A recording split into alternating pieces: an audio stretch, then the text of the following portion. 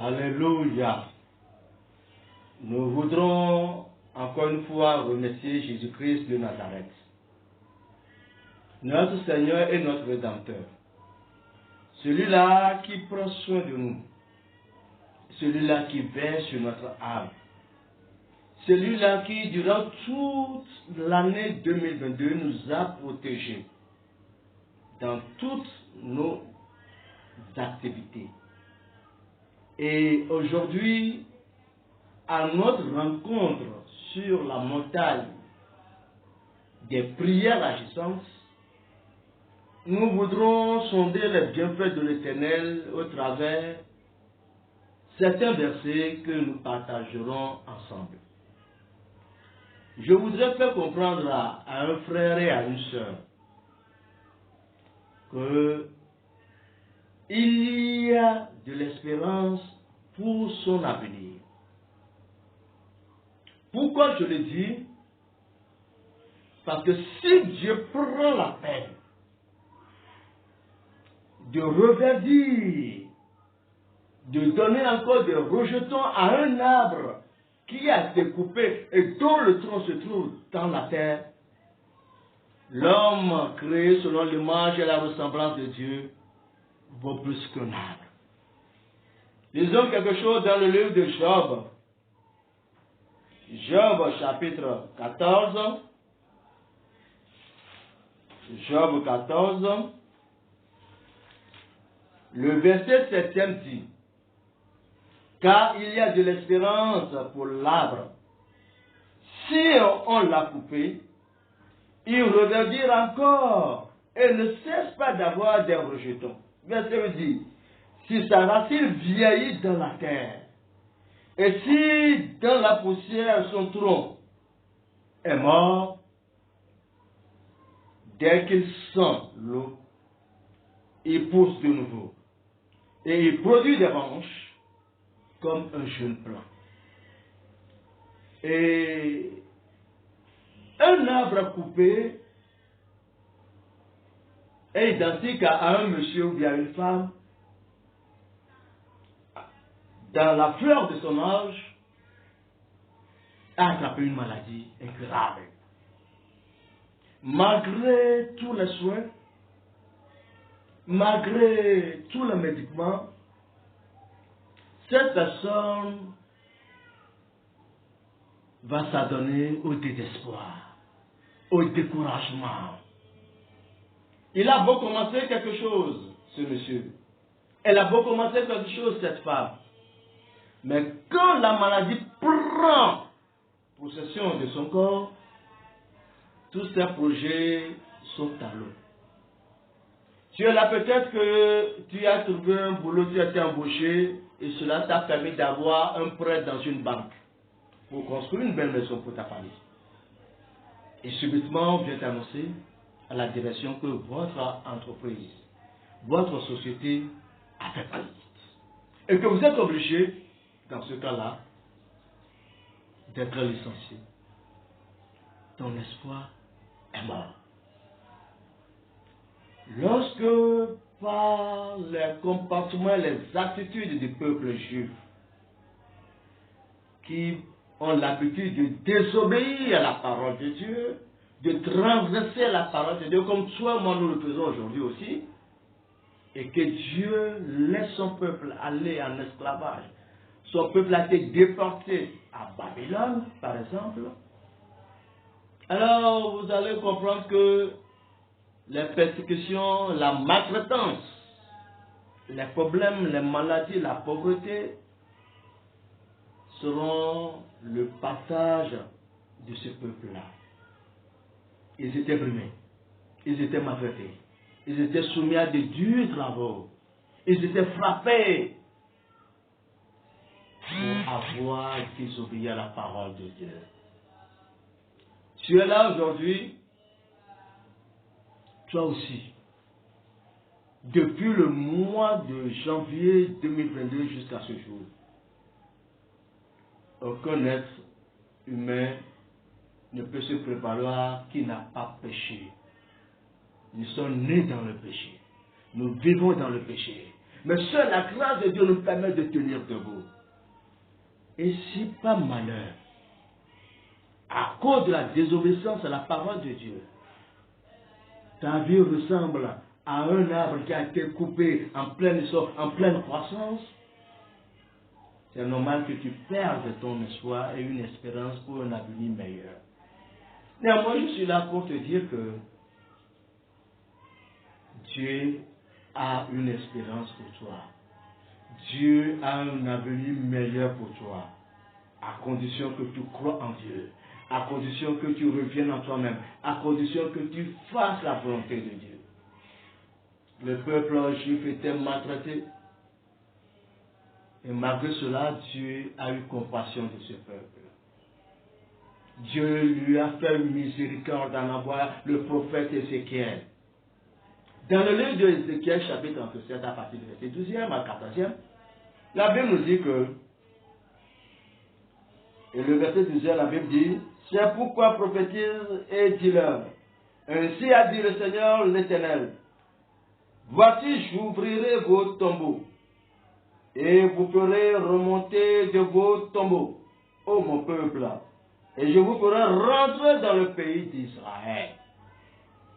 Quand tu n'as plus d'espoir, quand tu n'as pas de l'espérance pour ton avenir, tu es identique à un ossement desséché. Tu ressembles à un os sec. Vous voyez, l'homme, lorsqu'il meurt, n'a plus d'espoir pour revenir. Et son espoir est perdu et revenu à zéro.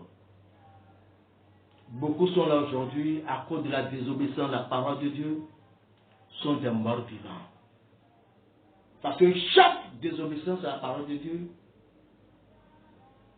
entraîne une malédiction. Amen.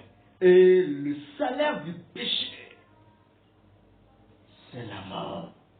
Et puis donc, chaque fois que tu désobéis à la parole de Dieu, il faut comprendre que tu es mort spirituellement. Tu es séparé de Dieu spirituellement. Et quand tu es séparé de Dieu, tes affaires ne vont pas fleurir. L'arbre est coupé. Tu as une entreprise, mais la pauvreté va prendre ses racines dedans. Tu seras malade. Les 10 plaies de Jésus seront ton partage. Cette maladie vient, ce fleuve vient, tu les attrapes parce que tu n'as plus la présence de Dieu, parce que tu as désobéi à Dieu et la malédiction va faire de toi son objet principal. Mais malgré nos fautes, malgré nos désobéissances, Dieu a toujours pitié de nous. C'est pourquoi il dit, ceux qui sont considérés comme des os desséchés et qui se trouvent dans des tombeaux, dans des sépulcres, Dieu a la puissance de donner la renaissance. Dieu est capable de donner une renaissance pour une nouvelle espérance. Tu as tout perdu. Tu es endetté. Ton foyer, c'est le désordre. Ton commerce, c'est le désordre. Mais laisse-moi te dire aujourd'hui que Dieu te donne un nouveau départ. Laisse-moi te dire aujourd'hui qu'il y a de l'avenir pour toi parce que Dieu a décidé de te redonner la vie. Dieu a décidé de faire repousser encore les nerfs sur toi, la peau, la chair, etc. Dieu veut te donner un nouvel espoir. Tu as commencé des choses. La Bible dit, dans le livre de Zacharie chapitre 4, le verset 10e.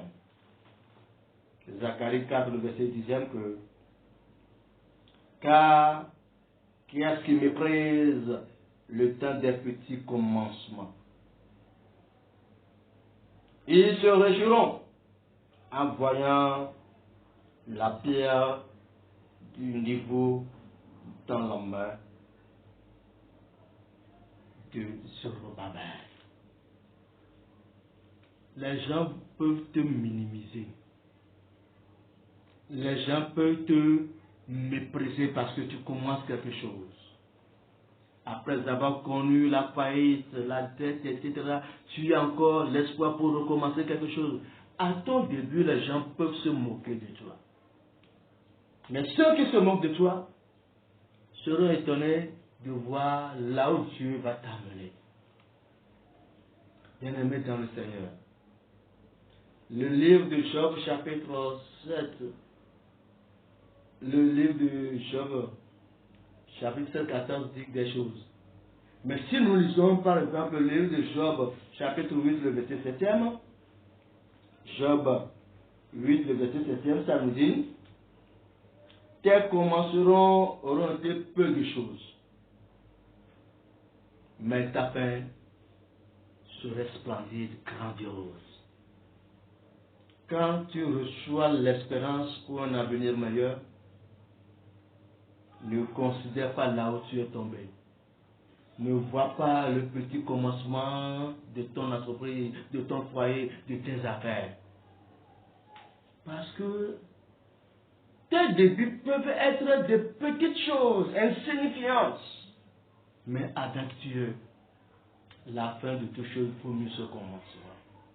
Les gens peuvent dire des choses sur toi, peuvent dire que toi tu es incapable, tu es un vaurien, tu ne peux pas y arriver. Mais quand ils vont voir là où tu es parvenu, ils rendront gloire à ton Dieu. Je suis là aujourd'hui pour te faire annoncer, mon frère, ma soeur, que ce n'est pas le moment de te décourager, de voir tes faiblesses. Même de la poussière, tu peux retirer et du dépotoir. Il relève l'indigent.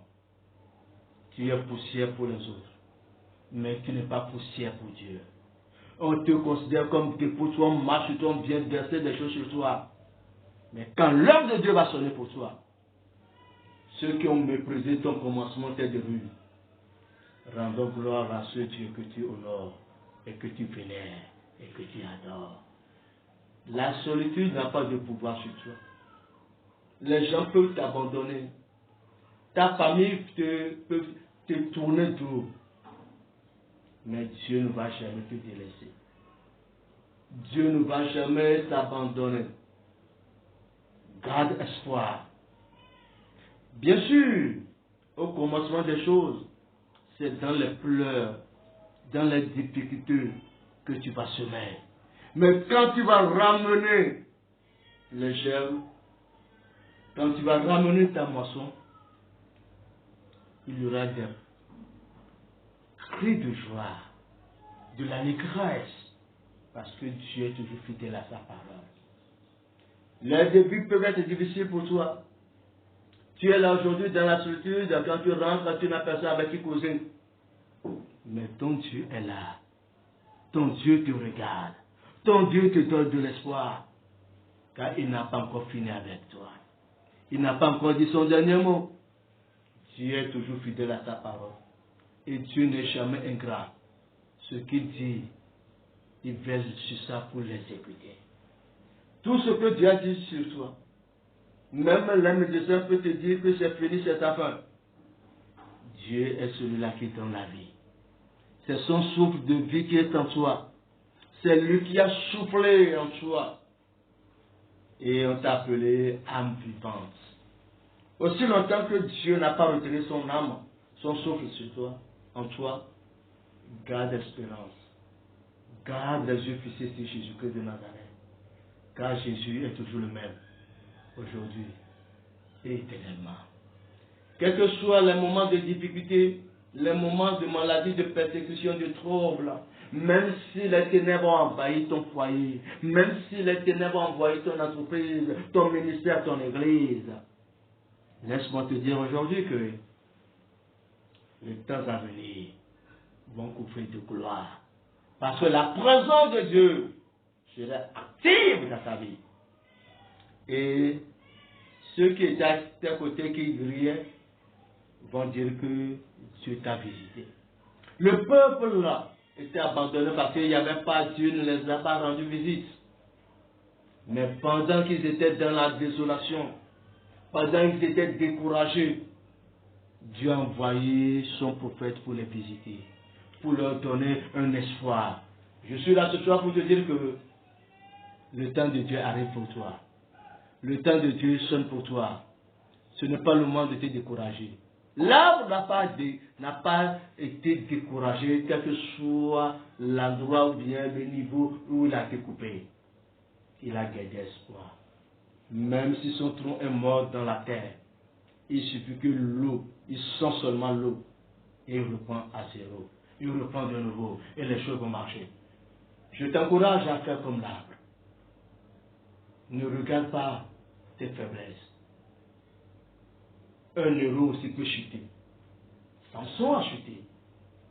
Mais à la fin de sa vie, il a fait plus que ce qu'il avait fait au commencement. Je voudrais t'encourager sur cette montagne de la prière agissante pour te faire comprendre que tu as besoin de te mettre en prière.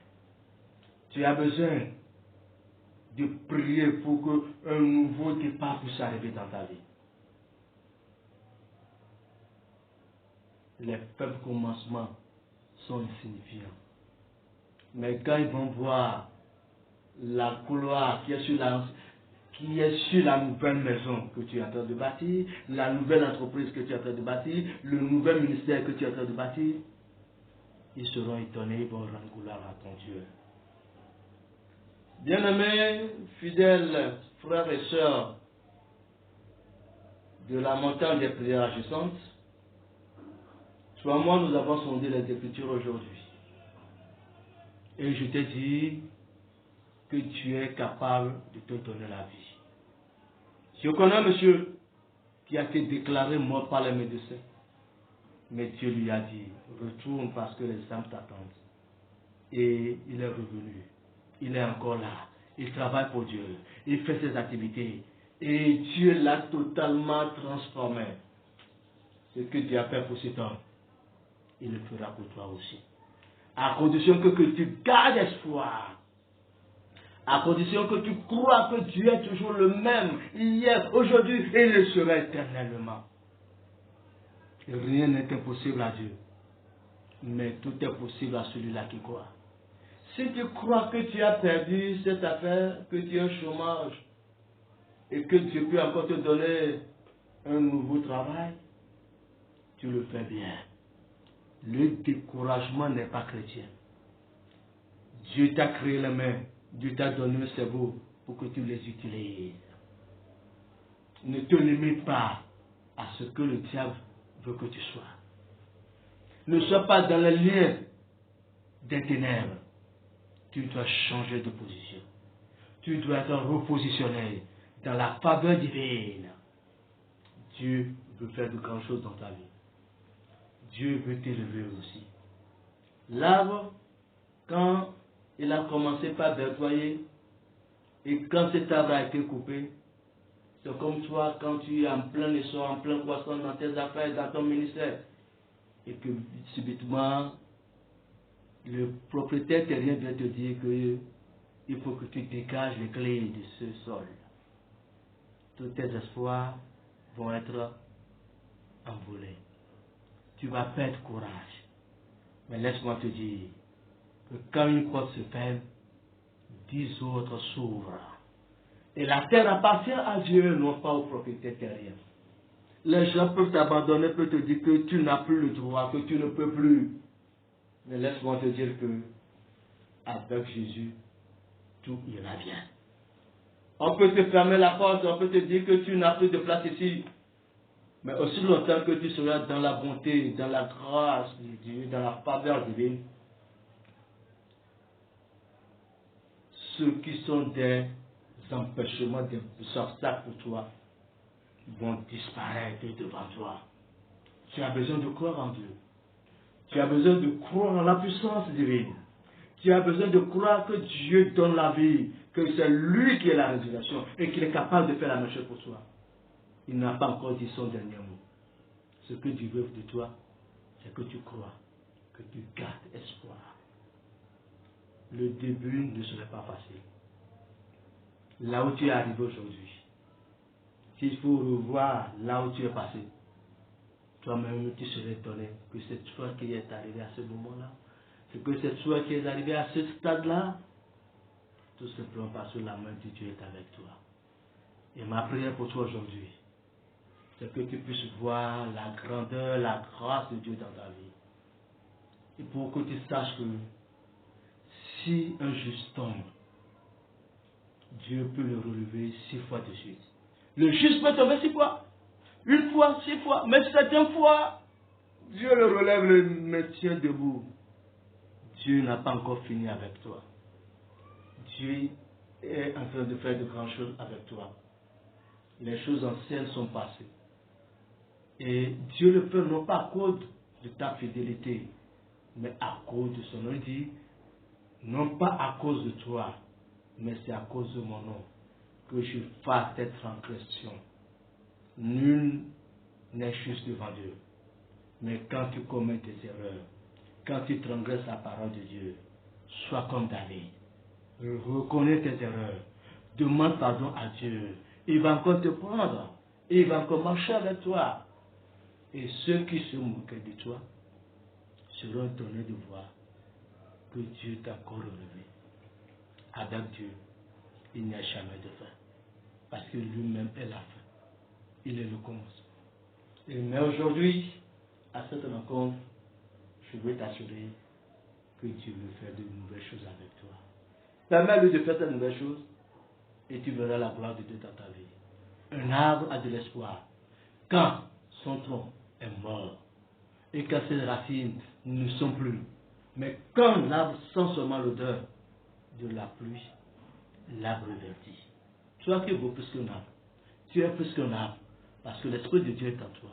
Parce que tu es appelé fils de Dieu. Et l'Esprit de Dieu témoigne que nous sommes enfants de Dieu. Tu es un enfant de Dieu. Tu vaux plus qu'un arbre. Parce que tu es l'Esprit de Dieu. Et l'Esprit de Dieu t'aide. Tu es béni jusqu'à ce que Jésus t'aide à venir et que nous nous retrouvons la prochaine fois. Donc déjà, je peux te dire, de nouvelles choses se passent dans ta vie. Parce qu'il y a de l'espérance pour ton avenir. Tu es béni. Shalom. Shalom. Shalom.